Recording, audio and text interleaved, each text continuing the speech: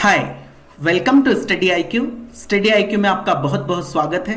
मेरा नाम है राकेश गवालरे और आज के इस वीडियो में हम लोग देखने वाले हैं जुलाई 2021 का Madhya Pradesh specific current affair. ये उसका फर्स्ट पार्ट है, तो आइए स्टार्ट करते हैं। मैं हमेशा डेटा एमसीक्यू के माध्यम से आपके सामने रखने की कोशिश करता हूं ताकि पॉइंट्स नीट एंड क्लीन और अलग अलग रहें, किसी प्रकार का कोई कंफ्यूजन क्रिएट ना हो।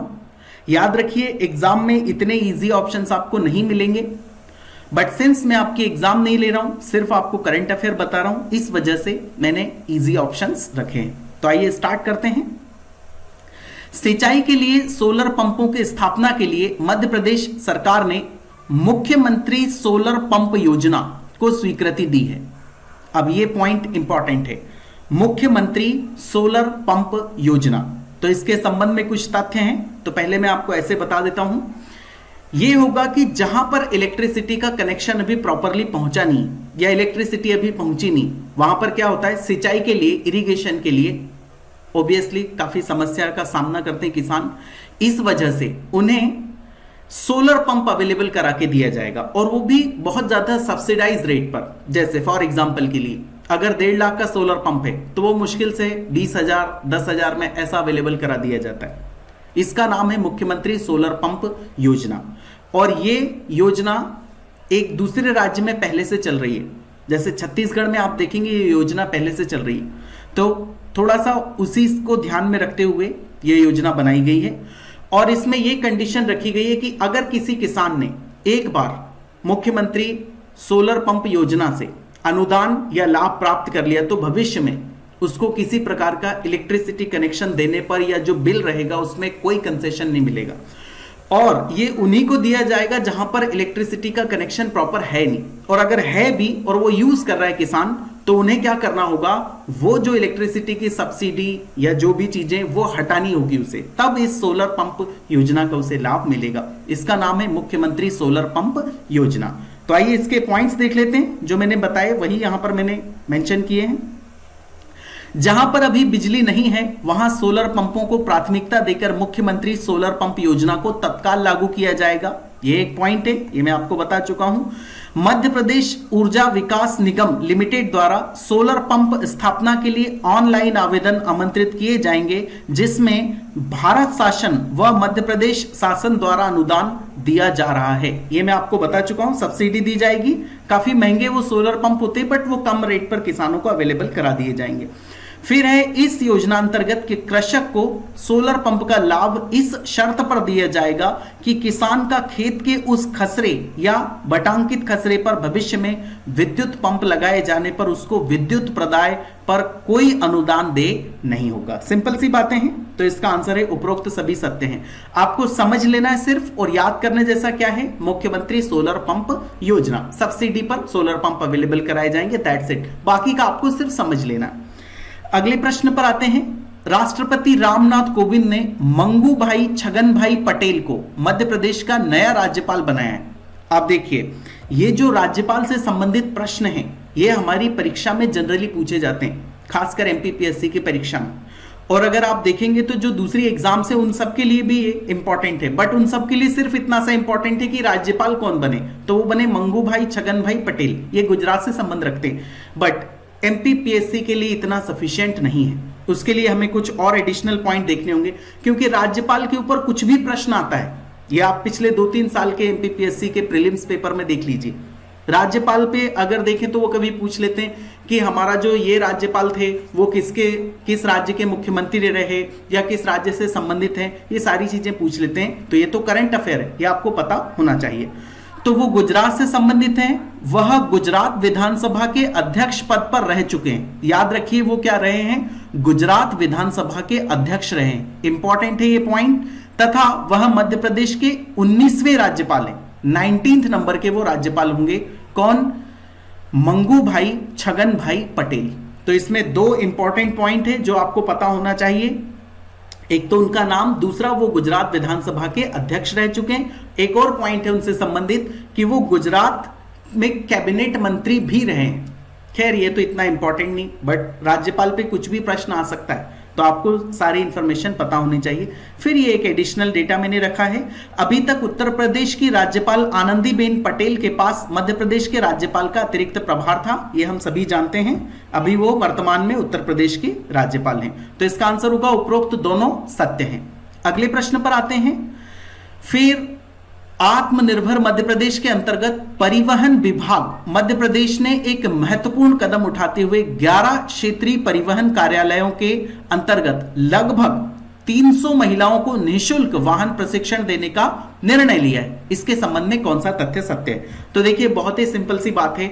हमारा जो मध्य प्रदेश का परिवहन निगम है, परिवहन विभाग बोल दीजिए जिसे, उन्होंने ये प्लान किया है कि हम एक काम करते हैं, जो महिलाएं हैं उन्हें भी आत्मनिर्भर बनाते हैं एक प्रकार से, और उन्हें क्या, जो हल्के वाहन होते हैं जैसे टैक्सी, उनको चलाने का प्रशिक्षण दिया जाएगा।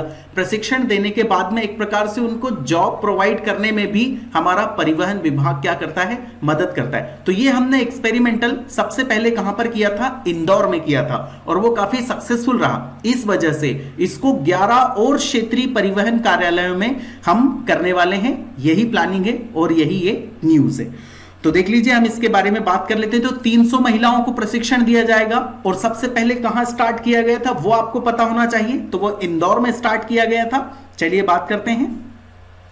माह जनवरी फरवरी 2021 में औद्योगिक प्रशिक्षण संस्थान इंदौर के साथ मिलकर परिवहन विभाग ने लगभग 200 महिलाओं को न सिर्फ हल्के वाहन चलाने के लिए निःशुल्क प्रशिक्षण दिया था, बल्कि उनमें से कई प्रशिक्षार्थियों को योग्यता अनुसार नौकरी पाने में भी मदद की थी। ये मैं आपको बता चुका हूं, फिर रिपीट नहीं करूंगा। और ये कहां कहां पर शुरू किया जा रहा है? 11 क्षेत्रीय कार्यालय के नाम बिल्कुल आपको याद करने की कोई जरूरत नहीं है, बट एक आपको आइडिया होना चाहिए। भोपाल, ग्वालियर, इंदौर, उज्जैन, रीवा, सागर, खंडवा, धार, झाबुआ और उमरिया में। तो इसका आंसर क्या होगा? उपरोक्त दोनों ही सत्य हैं। याद रखिए, एग्जाम में इतने इजी ऑप्शंस आपको नहीं मिलने वाले हैं। तो 300 महिलाओं को प्रशिक्षण कौन देगा? हमारा परिवहन विभाग, वो भी हल्के वाहनों को चलाने के लिए। अगले प्रश्न पर आते हैं। डैश संभाग के सभी जिलों में एक ही दिन में बृहद वृक्षारोपण अभियान चलाकर 4 लाख से अधिक वृक्षों का या पौधों का रोपण किया जाएगा। तो ये कहां पर किया गया? आपको पता होना चाहिए, चंबल में किया गया।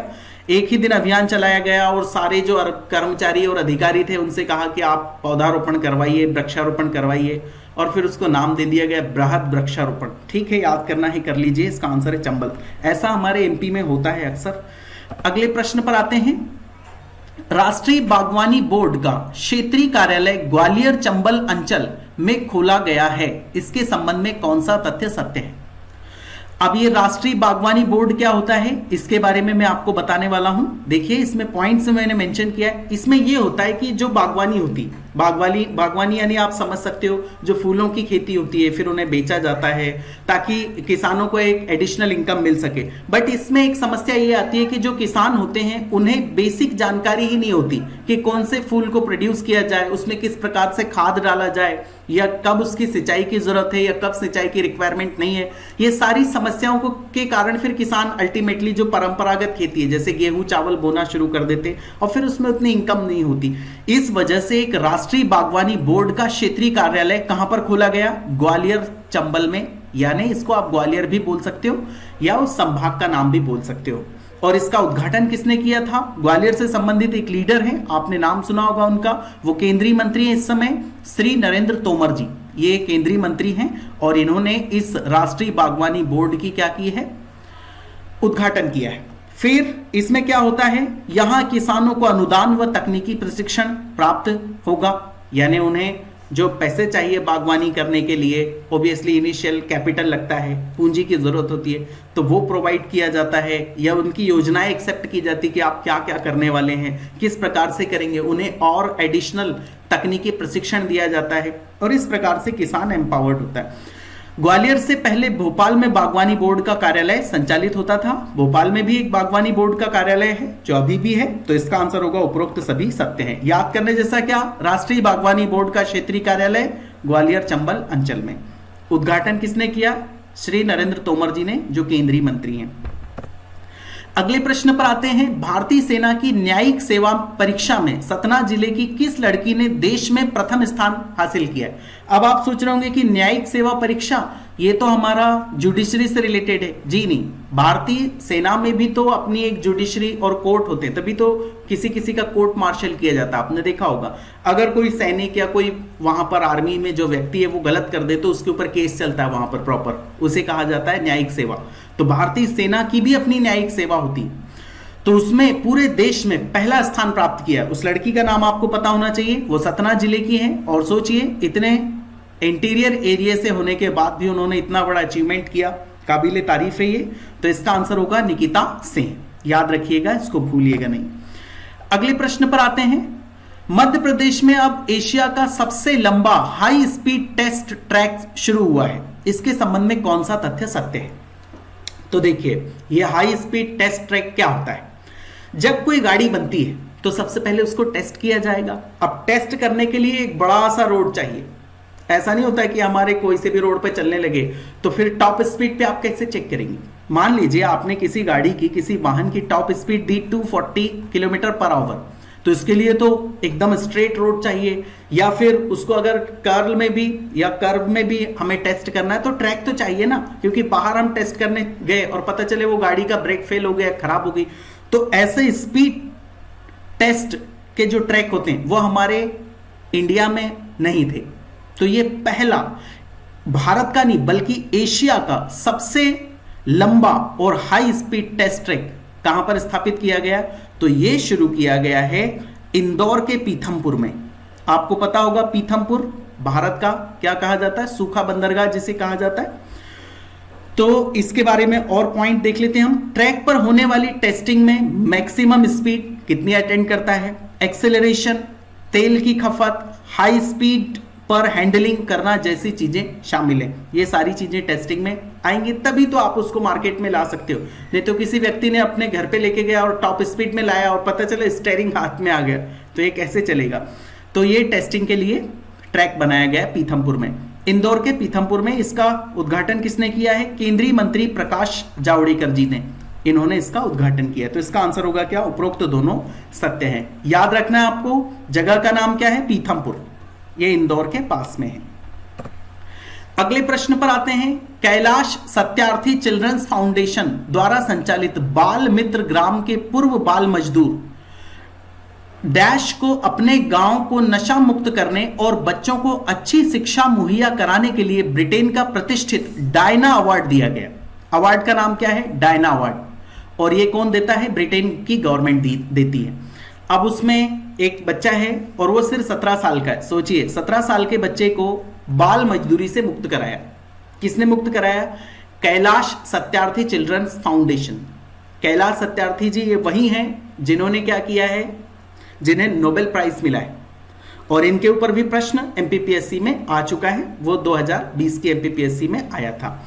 तो इस बच्चे ने वहां से ये मुक्त हुआ और मुक्त होने के बाद में इस बच्चे ने खुद अपनी तरफ से इनिशिएटिव लिया, क्योंकि खुद तो बाल मजदूर था। जब वो अच्छी जगह आ गया, अच्छी उसकी एजुकेशन होने लगी, तो उसने सोचा क्यों ना मेरे गांव को नशा मुक्त किया जाए और बच्चों को अच्छी शिक्षा मुहैया कराया जाए। इसके लिए इस बच्चे ने काम किया। सोचिए, अब वो 17 साल का है तो डेफिनेटली उसने 14 या 15 साल की उम्र में ये काम शुरू किया होगा, तब तो वो लोगों की नजर में इतने दिनों बाद आया।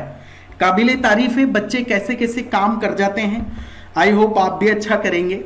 तो इसका आंसर होगा सुरजीत लोधी। इस बच्चे का नाम क्या है? सुरजीत लोधी। अगले प्रश्न पर आते हैं। मुख्यमंत्री ने पद्मश्री श्री विजय दत्त श्रीधर द्वारा लिखित पुस्तक मिंटो हॉल मध्य प्रदेश की राजनीति की कहानी। अब ये नाम सुन के आपको लग रहा होगा कोई साउथ का बंदा रहेगा। जी नहीं, ये जो हैं श्री विजय दत्त श्रीधर जी, इनका हमारे मध्य प्रदेश में जन्म हुआ है। और मैं आपको बता दूं, हमारे सिलेबस में मेंशन है क्या, मध्य प्रदेश की प्रमुख हस्तियां, तो उसमें इनका नाम भी आ जाता है। तो ये भी आपको पता होना चाहिए। इनके ऊपर आज नहीं तो कल कभी न कभी प्रश्न बनेगा। और इनका संबंध कहां से है? हमारा जो नरसिंहपुर जिला है मध्य प्रदेश का, गाडरवाड़ा के आसपास का जो नरसिंहपुर जिला है, वहां पर इनका जन्म हुआ है। और ये पद्मश्री हैं। और ये क्या है, एक पत्रकार हैं। पद्मश्री मीन्स आपको पता होगा भारत रत्न, पद्म विभूषण, पद्म भूषण और फिर पद्मश्री, ऐसे सिविलियन अवार्ड होते हैं, नागरिक सम्मान होते हैं, तो इन्हें पद्मश्री प्राप्त है। और इन्होंने एक बुक लिखी है, उसका नाम है मिंटो हॉल मध्य प्रदेश की राजनीति की कहानी। तो ऑब्वियसली इसमें क्या रहेगा, मध्य प्रदेश में जो राजनीतिक घटनाक्रम है उसके बारे में रहेगा। इसका इन्होंने उद्घाटन किया है मुख्यमंत्री जी ने। तो किसने उद्घाटन किया वो इंपॉर्टेंट नहीं है, बुक और उनके राइटर, कम से कम एक दो बुक या उनके राइटर, या तो पुरानी वाली या लेटेस्ट वाली, परीक्षा में पूछी जाती है, खासकर एमपीपीएससी की, तो आपको ये पता होना चाहिए। तो देखिए, विजय दत्त श्रीधर एक भारतीय पत्रकार, लेखक और माधव सप्रे संग्रहालय समाचार पत्र एवं अनुसंधान संस्थान के संस्थापक हैं, जिनका जन्म नरसिंहपुर जिले में हुआ है, ये आपको पता होना चाहिए। मिंटो हॉल मध्य प्रदेश की राजनीति की कहानी पुस्तक में मध्य प्रदेश के राजनीतिक घटनाक्रमों का वर्णन किया गया है। तो इसका आंसर होगा क्या, उपरोक्त तो दोनों ही सत्य है। मैं आपको सारी चीजें बता चुका हूं। अगले प्रश्न पर आते हैं। फिर जेवलिन थ्रो के बारे में आपने सुना होगा, वो भाला फेंक। तो उसमें एक व्यक्ति हैं, उनका नाम है अजीत सिंह जी। और अजीत सिंह जी के बारे में मैं आपको बता दूं, उनका एक हाथ नहीं है, फिर भी वो जैवलिन थ्रो करते हैं और उनका चयन ओलंपिक के लिए हुआ है। सोचिए, पैरा ओलंपिक। पैरा ओलंपिक किसके लिए होता है, जो शारीरिक रूप से थोड़े से दिव्यांग बच्चे हैं या दिव्यांग लोग हैं, उनके लिए ये गेम्स होते हैं। तो इसमें वो जैवलिन थ्रो करते हैं। जैवलिन थ्रोअर अजीत सिंह का पैरा ओलंपिक के लिए चयन हुआ है। उनके संबंध में कौन सा तथ्य सत्य है, तो पहले तो आपको ये डायरेक्ट प्रश्न पता होना चाहिए कि अजीत सिंह किस खेल से संबंधित है, तो वो जेवलिन थ्रो से संबंधित है। जेवलिन थ्रो मींस क्या, जो भाला होता है वो फेंकने का काम करते हैं। अजीत सिंह ग्वालियर जिले से संबंध रखते हैं। पैरा ओलंपिक गेम्स जापान की राजधानी टोक्यो में 24 अगस्त 2021 से 5 सितंबर 2021 तक आयोजित किया जाएंगे। कौन से, पैरा ओलंपिक गेम्स टोक्यो में होने वाले हैं, और ओलंपिक गेम्स भी टोक्यो में ही चल रहे हैं। तो इन दोनों का आंसर होगा क्या, उपरोक्त तो दोनों सत्य हैं। सिंपल आपको याद रखना है, जेवलिन से संबंधित अजीत सिंह किससे संबंधित है, जेवलिन थ्रो से, और वो ग्वालियर से बिलोंग करते हैं, और वो पैरा ओलंपिक जो टोक्यो में होने वाले हैं उसके लिए चयनित हुए हैं। अगले प्रश्न पर आते हैं। बाघ एवं वन्य प्राणी संरक्षण के प्रति वन्य प्रेमी और आम नागरिकों में जागरूकता लाने के मकसद से बाल सखा अभिनव योजना मध्य प्रदेश शासन द्वारा लागू की जा रही है। इसके संबंध में कौन सा तथ्य सत्य है। अब ये हमारे एमपी में ही हो सकता है और हो भी रहा है। देखिए क्या हुआ इसमें ये किया गया कि जैसे मान लीजिए कोई फॉरेस्ट का एरिया है, तो वहां के बच्चों को क्या किया जाएगा, वहां के बच्चों को एक प्रकार से छोटी मोटी प्रतियोगिताएं होंगी, उनमें उनसे प्रश्न पूछे जाएंगे, और फिर जो बच्चे पार्टिसिपेट करेंगे उन्हें क्या करेंगे, टी शर्ट दी जाएगी और उस पर एक मैसेज लिखा रहेगा कि आप अपने आसपास के पर्यावरण को बचाइए, जानवरों को बचाइए, बाघ को बचाइए, ये सब मैसेजेस उसमें लिखे रहेंगे और वो टी शर्ट बच्चों को दे दिए जाएंगे।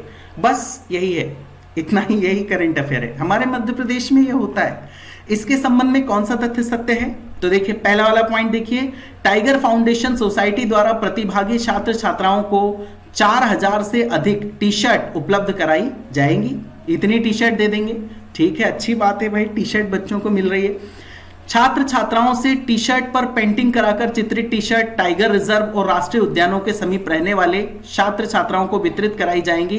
इससे बाघ और वन्य प्राणियों के संरक्षण के प्रति जनमानस में बेहतर माहौल बन सकेगा, यानी लोग उससे एक प्रकार से जागरूक होंगे। ठीक है, इस प्रकार से जागरूक हो जाए तो बहुत अच्छी बात है, क्योंकि टी शर्ट तो बहुत सस्ते में बन जाती है। Just kidding, don't take it seriously. तो इसका आंसर होगा उपरोक्त दोनों ही सत्य हैं। अगले प्रश्न पर आते हैं। सीहोर में national institute of mental health and research खोला जा रहा है। याद रखिए, सीहोर में खोला जा रहा है। ये थोड़ा सा इंपॉर्टेंट करंट अफेयर मुझे लगता है, वैसे सभी इंपॉर्टेंट है। फिर आप बोलेंगे कि आप सभी को बोलते हैं कि इंपॉर्टेंट है, तो जो इंपॉर्टेंट होगा वही मैं डालूंगा, जो इंपॉर्टेंट नहीं होगा वो मैं क्यों डालूंगा।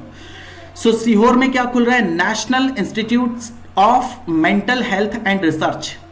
अब डेफिनेटली इसमें क्या होगा, जो मेंटल हेल्थ है उसके बारे में रिसर्च कराई जाएगी, उनको बताया जाएगा, लोगों को जागरूक करने की कोशिश की जाएगी कि किस प्रकार से मेंटल आदमी को स्ट्रेस हो सकती है, उसका सोल्यूशन क्या होगा, ये सारी चीजें होंगी। तो देखिए इसके बारे में पॉइंट देखिए, सीहोर में भारत सरकार 179 करोड़ 40 लाख रुपए की लागत में institute of mental health and research का बना रहा है, ये बना रहा है। ठीक है, आप सिंपल ये याद रखिए, लगभग कितना 180 करोड़ के लगभग इसका क्या होगा, बजट होगा, इतना पैसा सरकार खर्च करेगी, वो भी केंद्र सरकार करेगी, भारत सरकार। इस राष्ट्रीय स्तर के संस्थान में मेंटल हेल्थ का सर्टिफिकेट कोर्स और ट्रेनिंग दी जाएगी। ठीक है, ऑब्वियसली यहां पर यही होगा, तो इसका आंसर होगा दोनों ही सत्य हैं। अब याद करने जैसा क्या है, तो सीहोर में national institute of mental health and research खोला जा रहा है। अगले प्रश्न पर आते हैं। फिर रिया जैन के बारे में आपने पहले भी सुना होगा, ये काफी फेमस हो चुकी हैं आप। रिया जैन को अमेरिकी राष्ट्रपति शिक्षा पुरस्कार से सम्मानित किया गया है, इसके संबंध में कौन सा तथ्य सत्य है? तो देखिए, रिया जैन ने काफी अच्छे अच्छे काम किए। एक तो उन्होंने कुछ वो पेंटिंग बनाती है, उनकी पेंटिंग भी बहुत फेमस हुई। फिर पढ़ाई लिखाई के क्षेत्र में भी उन्होंने अच्छा किया, इस वजह से उन्हें प्रधानमंत्री राष्ट्रीय बाल पुरस्कार 2020 ये भी मिल चुका है। किसे? रिया जैन जी को। इनका नाम आपको भूलना नहीं। और इनको ब्रांड एम्बेसडर बनाया गया, किसकी? बेटी बचाओ बेटी पढ़ाओ की जो योजनाएं हैं, हमारे मध्य प्रदेश की बहुत ही प्रसिद्ध योजना है बेटी बचाओ बेटी पढ़ाओ, इसका ब्रांड एम्बेसडर किसे बनाया गया है? रिया जैन को बनाया गया है। तो इनके संबंध में 2 पॉइंट आपको याद रखने। एक तो उन्हें अमेरिकी राष्ट्रपति शिक्षा पुरस्कार से सम्मानित किया गया, और ये तो खैर पुराना करंट अफेयर है, बट ये भी पता होना चाहिए प्रधानमंत्री राष्ट्रीय बाल पुरस्कार 2020 बेटी बचाओ बेटी पढ़ाओ की वो ब्रांड एम्बेसडर हैं। तो इसका आंसर होगा क्या? उपरोक्त दोनों ही सत्य हैं। अगले प्रश्न पर आते हैं।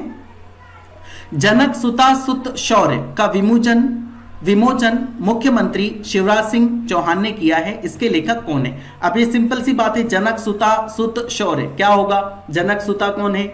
ऑब्वियसली सीता जी, और उनके बच्चे यानी लवकुश, उनके शौर्य के बारे में इस बुक में लिखा रहेगा, और क्या बात है। ठीक है, तो इसके लेखक कौन है? तो इसके लेखक हैं डॉक्टर गौरी शंकर शर्मा जी ने ये बुक लिखी है, और इसका उद्घाटन किया है हमारे मुख्यमंत्री श्री शिवराज सिंह चौहान जी ने। ठीक है, फैक्चुअल प्रश्न है, आपको पता होना चाहिए। इस प्रकार की जो पुस्तकें होती है वो जनरली परीक्षा में आ जाती है, आपको पता होना चाहिए। अगले प्रश्न को पर आते हैं। हरदा जिले के डैश को 100% सौर ऊर्जा का उपयोग करने वाला ग्राम बनाया जाएगा। हरदा जिले का एक गांव है, उसका नाम है बारंगा, और वहां पर अब पूरी तरह से जो सोलर एनर्जी है उसका उपयोग किया जाएगा पूरे गांव में, और एक प्रॉपर उसके लिए जो सोलर प्लेट्स होती है वो लगाई जाएंगी। यानी ये प्रदेश का पहला 100% सौर ऊर्जा से संचालित ग्राम होगा। तो इसका टारगेट किया गया है हरदा जिले का। ये जिले का नाम भी अगर आप याद रख लो तो अच्छी बात है, और गांव का नाम भी याद आपको होना चाहिए। तो बारंगा हरदा जिले का बारंगा गांव है ये, इसका आंसर है बारंगा। अगले प्रश्न पर आते हैं। मध्य प्रदेश में नवनियुक्त राज्यपाल श्री मंगू भाई पटेल ने 3 पुस्तकों का विमोचन किया है, इनमें से कौन सी पुस्तक शामिल नहीं है? तो वो तीनों पुस्तकों का नाम आपको पता होना चाहिए, क्योंकि राज्यपाल के ऊपर कुछ भी प्रश्न आता है।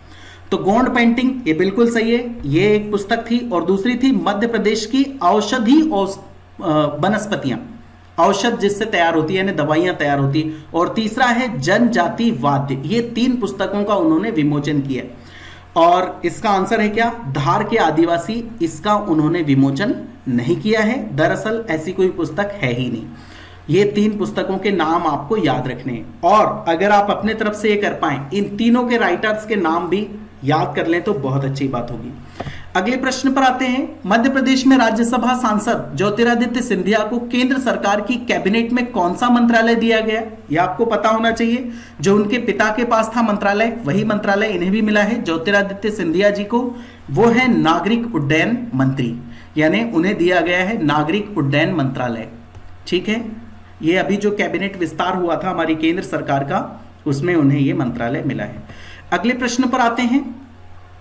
मध्य प्रदेश के सांसद डॉक्टर वीरेंद्र कुमार खटीक जो 17वीं लोकसभा के प्रोटेम स्पीकर चुने गए थे, उन्हें कौन सा कैबिनेट मंत्री बनाया गया? अब ये प्रोटेम स्पीकर क्या होता है आपको पता होगा। लोकसभा जब शुरू होती है तो उस समय कोई स्पीकर नहीं होता, तो जो वरिष्ठतम सदस्य होता है, जिसकी एज वरिष्ठ होती है यानी ज्यादा होती है सबसे, उसे एक प्रकार से स्पीकर बना दिया जाता है, प्रोटेम स्पीकर उसे नाम दिया जाता है। तो ऐसे डॉक्टर वीरेंद्र कुमार खटीक जी 17वीं लोकसभा के क्या रहे हैं? प्रोटेम स्पीकर रहे हैं, और उन्हें अब एक केंद्रीय मंत्रालय भी दे दिया गया, उन्हें कैबिनेट मंत्री बना दिया गया। तो उन्हें जो मंत्रालय दिया गया उसका नाम है सामाजिक न्याय एवं अधिकारिता मंत्री, वो बनाए गए हैं। अगले प्रश्न पर आते हैं। मध्य प्रदेश ने केंद्र सरकार की प्रधानमंत्री मातृ वंदन योजना में लगातार तीसरी बार नंबर 1 स्थान हासिल किया है। इसके संबंध में कौन सा तथ्य सत्य है? तो पहले तो आपको यह योजना पता होना चाहिए, प्रधानमंत्री मातृ वंदन योजना। अब ये सिंपल सी बात है, किससे संबंधित होगा? गर्भवती महिलाओं से संबंधित होगा। तो जब महिलाएं गर्भवती होती हैं तो उन्हें कई प्रकार की डिसीज हो जाती, कई प्रकार की बीमारियां उन्हें पकड़ लेती है। जैसे कभी उन्हें आयरन की कमी हो जाती है, इस वजह से उन्हें आयरन की टैबलेट दी जाती है, या फिर उन्हें अनीमिया की बीमारी भी हो जाती है। ये बहुत सारी चीजें होती है। इस वजह से फिर दोनों के ऊपर इंपैक्ट आता है, किसके ऊपर? मां के ऊपर भी और जो बच्चा जन्म लेने वाला है उसके ऊपर भी। और इसी को ध्यान में रखते हुए केंद्र सरकार की योजना है प्रधानमंत्री मातृ वंदन योजना। इसके तहत उन्हें क्या फाइनेंशियल सपोर्ट दिया जाता है, कुछ पैसे दिए जाते हैं सीधा बोले तो, ताकि वो क्या करें, अपना जो खाने पीने का ध्यान है वो अच्छी तरह से रख पाए। तो ये केंद्र सरकार की योजना है और इसका टारगेट दिया जाता है कि राज्य को चलिए आपको 10,000 महिलाओं को इस योजना का फायदा पहुंचाना है। बट हमारे एमपी ने 148 यानी 148% इसका टारगेट हासिल किया है। यानी 10,000 बोला गया तो उससे 4,800 इतने ज्यादा हमारे मध्य प्रदेश ने क्या किए, टारगेट को अचीव किया। इस वजह से लगातार तीसरे साल हमारा एमपी क्या रहा? हमारा एमपी फर्स्ट प्लेस पे रहा इस योजना को लागू करने में, प्रधानमंत्री मातृ वंदन योजना को। तो इससे संबंधित डेटा देख लीजिए। मध्य प्रदेश में योजना के तहत प्रदेश के लिए निर्धारित लक्ष्य के तहत 148% उपलब्धि दर्ज की गई है। योजना के तहत गर्भवती महिलाओं को पहले बच्चे के जन्म पर 5,000 रुपए की सहायता दी जाती है। पहले बच्चे का अगर जन्म होता है तो कितना? 5,000 रुपीज सरकार देती है। गर्भवती महिलाओं और धात्री माताओं के स्वास्थ्य में सुधार लाना योजना का उद्देश्य है। सिंपल सी बात है, यही इसका उद्देश्य होगा। तो इसका आंसर होगा उपरोक्त सभी सत्य हैं। So this is the end of the video. बहुत बहुत धन्यवाद। जय हिंद।